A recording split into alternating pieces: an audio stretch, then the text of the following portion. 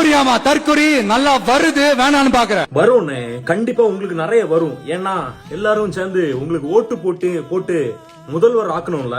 சின்ன வயசுல இருந்தே உங்க படங்களை எல்லாம் பார்த்து உங்களுக்கு ஃபேன் ஆகி நம்ம அண்ணன் வரட்டுடா மாற்றம் வருண்டா அப்படின்னு சொல்லி ஓட்டு போட்டோம்ல. உங்களுக்கு வரும்னு வர வேண்டிய இடத்துல எல்லாம் வராது. அதாவது குழந்தைய ரேப் பண்ணி கொன்னானுங்க, அப்போ அண்ணனுக்கு வாயிலண்டு எதுவுமே வரல. சட்டமன்றத்துல எதிர்கட்சிகள் கேவலமா வச்சு செய்யும் போது எதுவுமே வரல. அணைக்காக பல பேர் பேசிக்கிட்டு இருக்காங்க. அங்க கிட்ட போறோம், நாங்க கர்நாடகா கண்டிப்பா அணை கெட்டியே ஆகும்னு பேசுவாங்க. அப்போ உங்க வாயிலண்டு எதுவுமே வராது. விவசாயிகள் இன்னைக்கு விவசாயிகள் உங்க ஆட்சியில அத்தனை பேர் கடந்து போராடிக்கிட்டு இருக்கான்.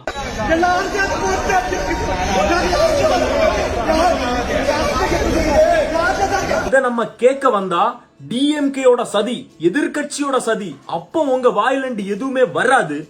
உங்க வாயிலண்டு கடைசி வரை வராது. என்ன நண்பா, நண்பேஸ், தோழா, தோழிஸ், டிஎம்கே தீய சக்தி, ஏடிஎம்கே தீய சக்தி மற்றும் சிலர் இன்னைக்கு வரைக்கும் பிரச்சார மோட்ல இருக்கீங்கன்னே. தயவு செய்து அதை விட்டு வெளியே வாங்க. இன்னைக்கு நீங்க சிஎம் எல்லாரும் நம்பி உங்களுக்கு ஓட்டு போட்டோன்னு ஒரு மக்களோட பிரச்சனையை கேட்கும் போது உங்களுக்கு ஒரு இடத்துல கூட ஒழுங்கா பதில் சொல்ல முடியல. இன்னைக்கு எத்தனையோ பிரஸ், எத்தனை இடத்துல எவ்வளவு இன்சிடென்ட் நடக்குது. கொலை ரேப்பு என்னென்னமோ நடக்குது. கரப்ஷன் எல்லா சம்பவம் நடக்குது.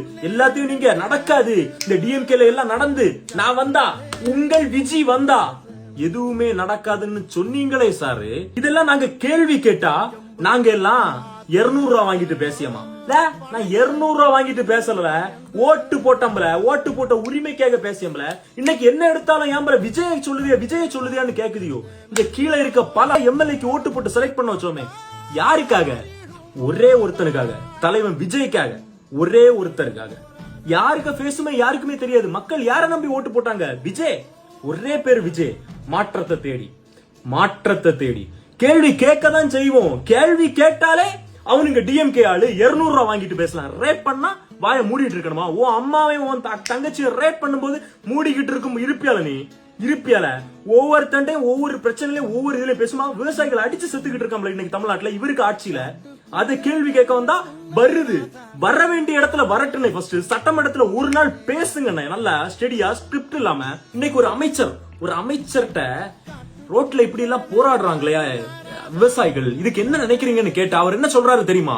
உங்க அமைச்சர் ஒருத்தர், இது டிஎம்கேயோட சதி.